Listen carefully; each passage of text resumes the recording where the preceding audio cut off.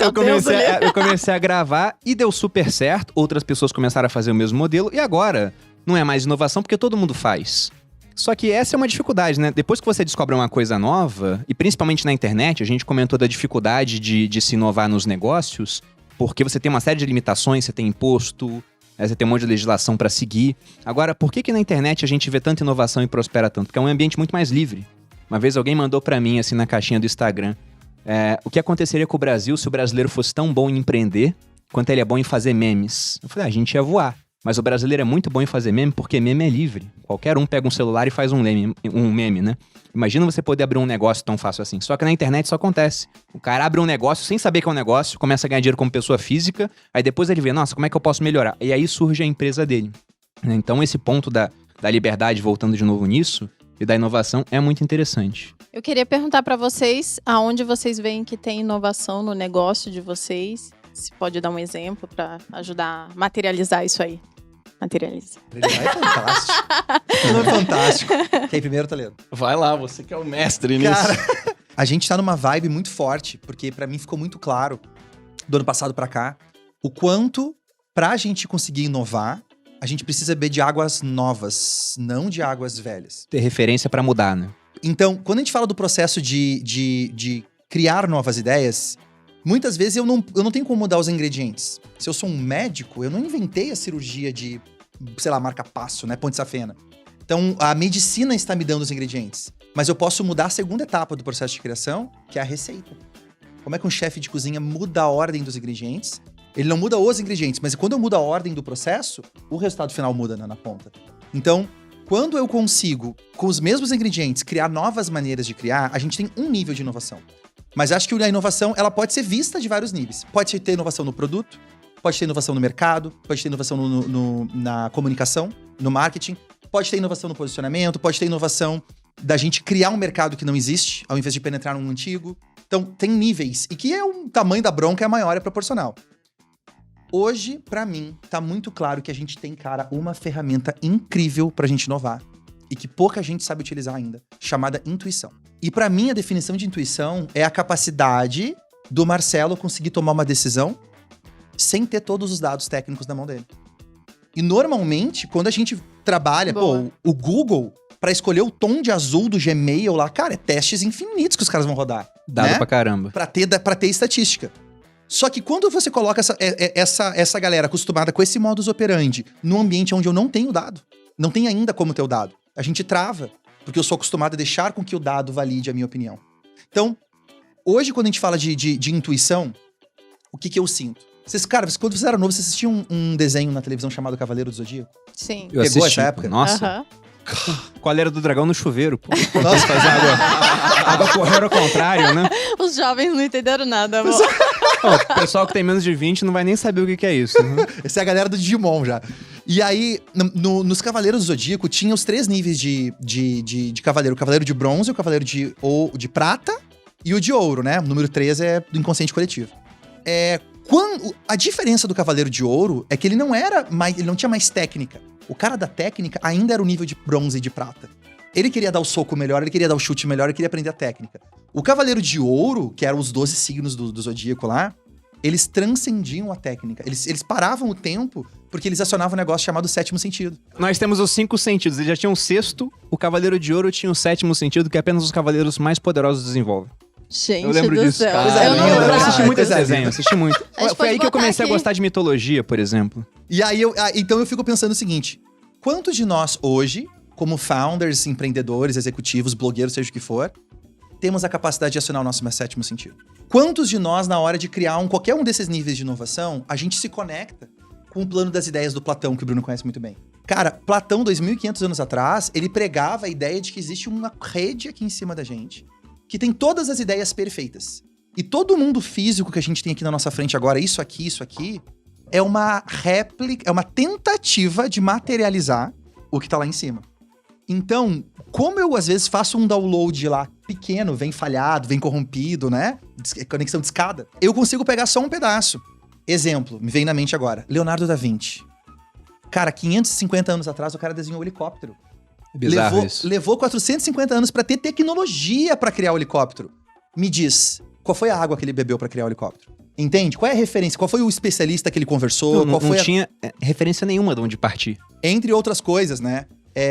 E então, eu sinto que a gente tá entrando num novo momento. Eu adorei, Marcelão, que você falou agora da questão do... É mais que people skills, é entender que a tecnologia, ela não é maior que o ser humano. A gente aprendeu no capitalismo na dor, chorando, quebrando a cabeça. A galera acordou isso pros últimos anos, né, cara? Então, como é que eu cuido desse que a gente chama de soft skills?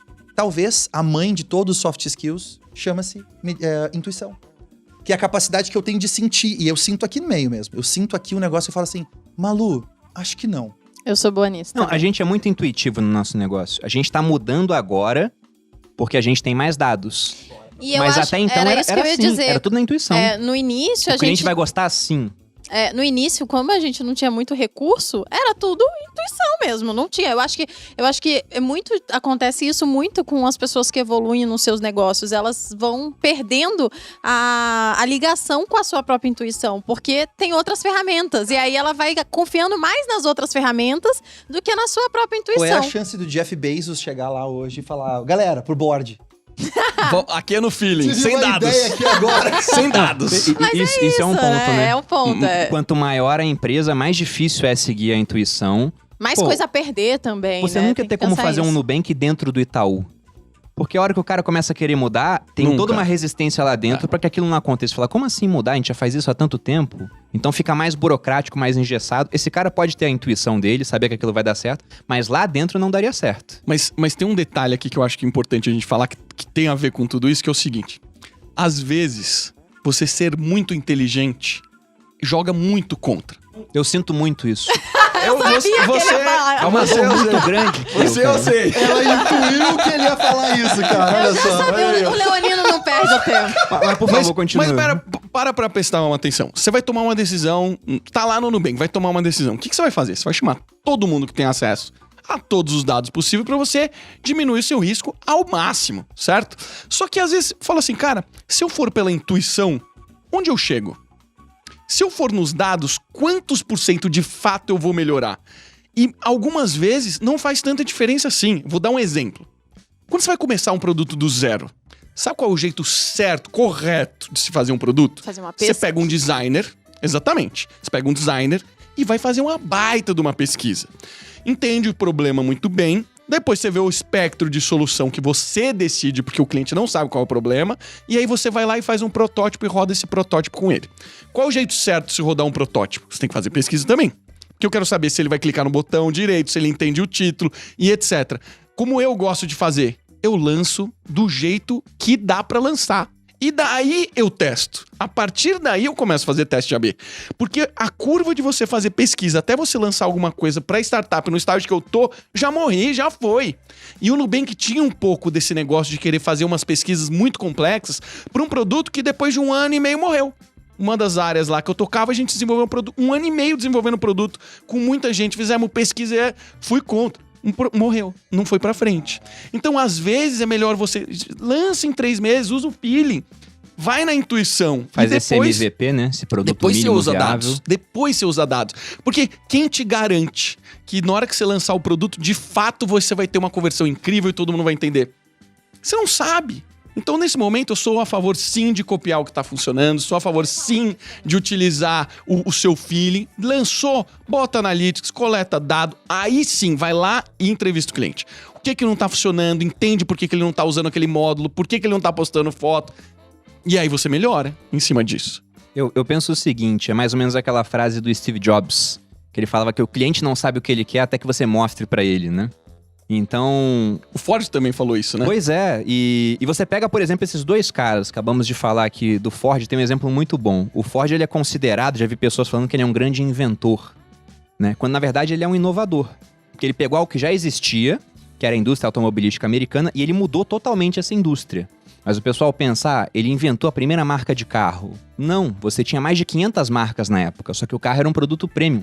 Era muito caro, era um negócio artesanal. Ele falou, como que eu posso produzir isso aqui em massa? Aí ele criou a linha de montagem? Não, ele não criou aquilo. Já era algo utilizado nos açougues de Detroit. O pessoal viu que você colocava lá a carcaça do boi e o açougueiro demorava horas para separar as partes. Era um profissional caro, aquilo encarecia a carne. Aí alguém, que não entrou pra história, porque não tinha um marketing de diferenciação bom, né? O cara teve a ideia de colocar uma esteira, colocar a carcaça do boi, e ao invés de um açougueiro, ele contratou 4 caras muito menos especializados. Ó, você separa essa parte do boi, você essa, e ao invés de 3 horas pra separar tudo, você tem todos os pedaços separados em meia hora. Aquilo deixou aquele açougue mais competitivo, outros açougues adotaram aquela inovação, o Ford foi comprar carne, viu aquilo e pensou, e se eu fizer isso com um carro? Né? Se eu pegar essa inovação aqui e trouxer pra parte automobilística. Começou a fazer, e aí outras pessoas começaram a tentar copiar o Ford. E até por isso que o Ford ele começou a pagar mais pros trabalhadores dele, né? Ah, o Ford pagou porque ele era bonzinho. Não, é porque alguém chegava lá e fala, como é que o Ford faz 30 carros no período que eu faço só um? Né? Você trabalha pra ele te paga quanto? Ah, te paga $200? Vem pra cá que eu te pago 400. Ele falou, não. Então fica aqui que eu vou te pagar mais. Né? Às vezes te transforma aqui, né? Te dou um cargo mais alto. Ele começou a amarrar o pessoal pagando mais. Ele não inventou, ele só inovou, mas ele pegou algo que já existia.